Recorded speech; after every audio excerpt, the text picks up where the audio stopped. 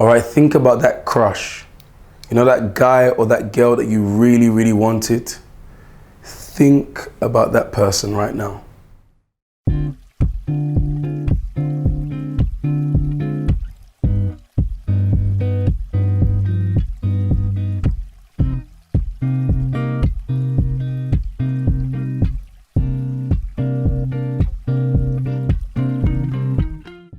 All right, VYG, so we're back with another tip, and it is the finale of this series on the fruit of the Holy Spirit and what they look like in a modern day youth. And I told you in the intro to think about that crush. Maybe it was the first crush you had. You were in primary school even, hope not, or in high school, most likely. So think about that person, and maybe you ended up with that person. Maybe you actually did a lot, invested a lot. They even liked you as well, and you guys ended up together. Now, think about how much you used to think about them. The way when their name would come up, you would even get excited and sometimes try to cover it up. Now, when a youth has the Holy Spirit, this is what happens to them, but in a different way. This is what happens to them in relation to loving other people. The youth will constantly think about other young people around them. It's sort of like these. I'm not actually going to put them on now. But you know when you put on sunglasses, the world looks different. Slightly darker. You know, everything's got a different shade.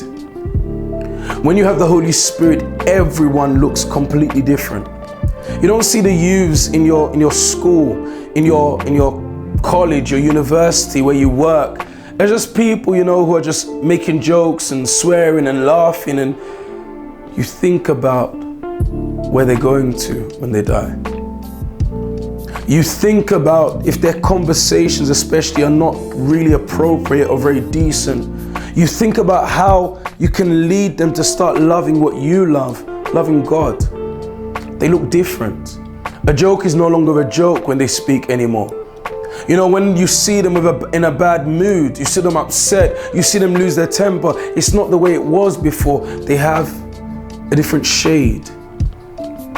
You see them as souls. And that's why you can't hold grudges anymore against even the ones who mock you for your faith. The ones who, you know, they want to get attention, and they look around and they're looking for a victim, and they say, oh, let's pick on the church guy. You look at them and you know they're doing that because they're empty. Again, it's a different shade. That's what it looks like when a youth has the Holy Spirit. They're constantly thinking about all the young people around them, and they know deep down they're close to you because God has seen you most likely are the very best person to lead them to Him. And here it is, this finale. And this, we said, is the big one for exactly this reason. Because this is, if not the main way, definitely one of the main ways that we know when a young person really has the Holy Spirit.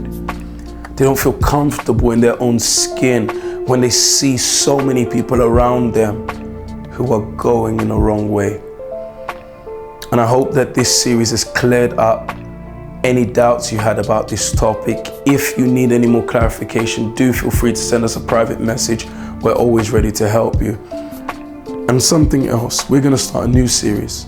I'm going to do something that we haven't really done. I'm going to bring in a team. We're going to have a team of people who are going to help us on this brand new series called Antidote.